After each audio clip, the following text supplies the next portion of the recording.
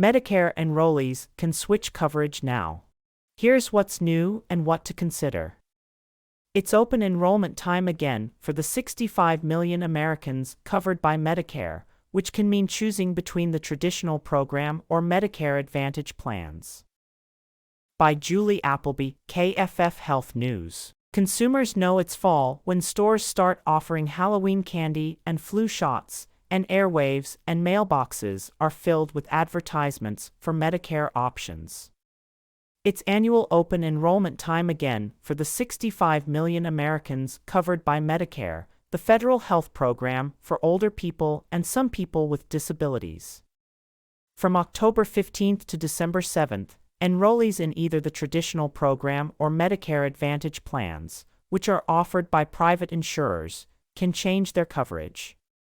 First-time enrollees generally sign up within a few months of their 65th birthday, whether that's during open enrollment season or not. There are a few new features for 2024, including a lower out-of-pocket cost limit for some patients taking expensive drugs. No matter what, experts say, it's a good idea for beneficiaries to examine their current coverage because health and drug plans may have made changes, including to the pharmacies or medical providers in their networks and how much prescriptions cost. The advice is to check, and double-check, said Bonnie Burns, a consultant with California Health Advocates, a nonprofit Medicare advocacy program. But as anyone in the program or who helps friends or relatives with coverage decisions knows, it is complicated. Know the basics: Medicare versus Medicare Advantage. People in traditional Medicare can see any participating doctor or hospital, and most do participate, while those in Medicare Advantage must select from a specified list of providers, a network unique to that plan. Some Advantage plans offer a broader network than others. Always check to see if your preferred doctors, hospitals, and pharmacies are covered. Because traditional Medicare doesn't cover prescriptions, its members should also consider signing up for Part D, the optional drug benefit, which includes a separate premium. Conversely, most Medicare Advantage plans include drug coverage, but make sure before enrolling because some don't. These private plans are advertised heavily, often touting that they offer extras unavailable in traditional Medicare, such as dental or vision coverage. Read the fine print to see what limits, if any, are placed on such benefits. Those 65 and older joining traditional Medicare for the first time can buy a supplemental or Medigap policy, which covers many out-of-pocket costs, such as deductibles and co-pays, which can be substantial. Generally, beneficiaries have a 6-month window after they enroll in Medicare Part B to purchase a Medigap policy. So, switching from Medicare Advantage back to traditional Medicare during open enrollment can raise issues for those who want to buy a supplemental Medigap policy. That's because, with some exceptions, private insurers offering Medigap plans can reject applicants with health conditions or raise premiums or limit coverage of pre-existing conditions. Some states offer beneficiaries more guarantees that they can switch Medigap plans without answering health questions, although rules vary.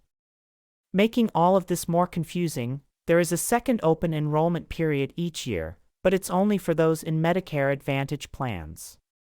They can change plans, or switch back to traditional Medicare, from January 1st to March 31st. Drug coverage has changed, for the better. Beneficiaries who signed up for a Part D drug plan or get drug coverage through their Medicare Advantage plan know there are a lot of co-pays and deductibles. But in 2024, for those who require a lot of high-priced medications, some of these expenses will disappear. President Joe Biden's Inflation Reduction Act places a new annual limit on Medicare beneficiaries' out-of-pocket costs for drugs. That policy is going to help people who have very expensive medications for conditions like cancer, rheumatoid arthritis, and hepatitis, said Tricia Newman, Senior Vice President and head of the KFF Medicare Policy Program. The cap will greatly help beneficiaries who fall into Medicare's catastrophic coverage tier, an estimated 1.5 million Americans in 2019, according to KFF. Here's how it works. The cap is triggered after patients and their drug plans spend about $8,000 combined on drugs. KFF estimates that, for many patients, that means about $3,300 in out-of-pocket spending. Some people could hit the cap in a single month, given the high prices of many drugs for serious conditions.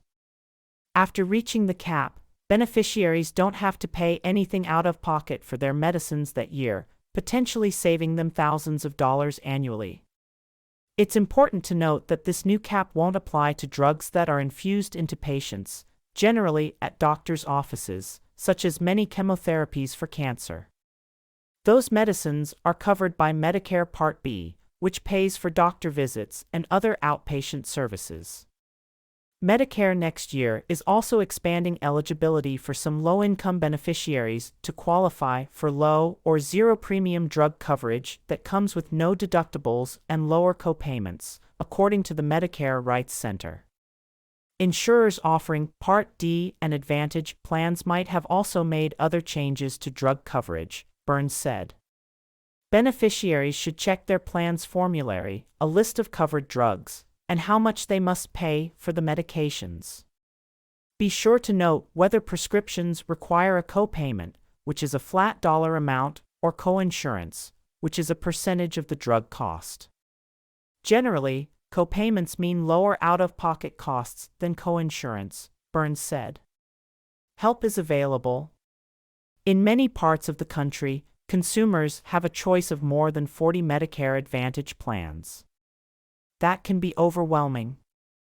Medicare's online plan finder provides details on the Advantage and Part D drug plans available by zip code. It allows users to drill down into details about benefits and costs and each plan's network of health providers. Insurers are supposed to keep their provider directories up to date. But experts say enrollees should check directly with doctors and hospitals they prefer to confirm they participate in any given Advantage plan. People concerned about drug costs should check whether their pharmacy is a preferred pharmacy and if it's in network under their Advantage or Part D plan, Newman said. There can be a significant difference in out-of-pocket spending between one pharmacy and another, even in the same plan, she said. To get the fullest picture of estimated drug costs, Medicare beneficiaries should look up their prescriptions, the dosages, and their pharmacies, said Emily Wichelow, Director of Education at the Medicare Rights Center.